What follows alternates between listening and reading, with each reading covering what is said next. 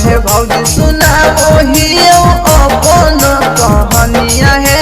सुनो है भौजी सुना वही अपन कहानियाँ है।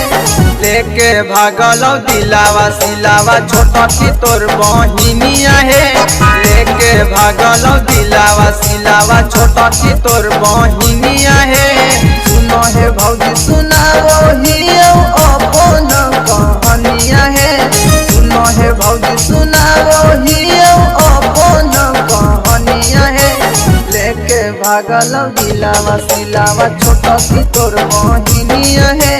लेके भागल दिलावा सिलावा छोटा की तोर बहिनिया है।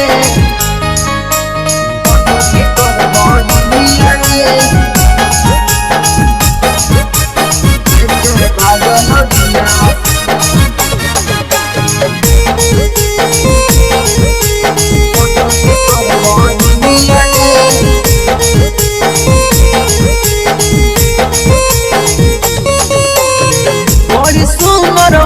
है भौजी ओकर दुनु गलिया।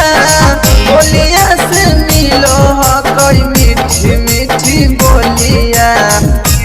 मीठी बोलिया बड़ी सुंदर है भौजी ओकर दुनु गलिया। बोलिया से मिलो कई मीठी मीठी बोलिया। मन करो है भौजी ओकरा बनाई कनिया है।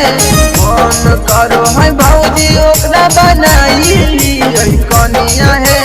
लेके भागल दिलावा सिलावा छोटा की तोर बहिनिया है।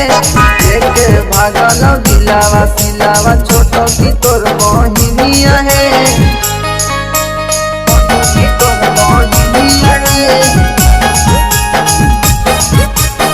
लेके भागल दिलावा Recording by T3 Music, Chandu Rana.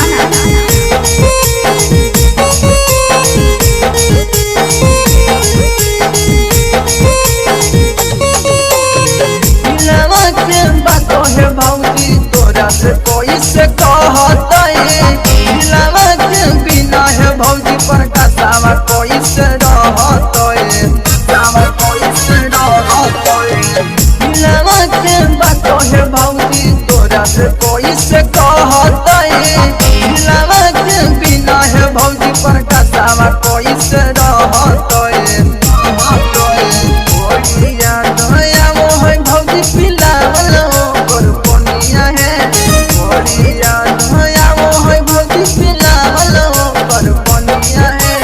लेके भागल दिलावा सिलावा छोटा की तोर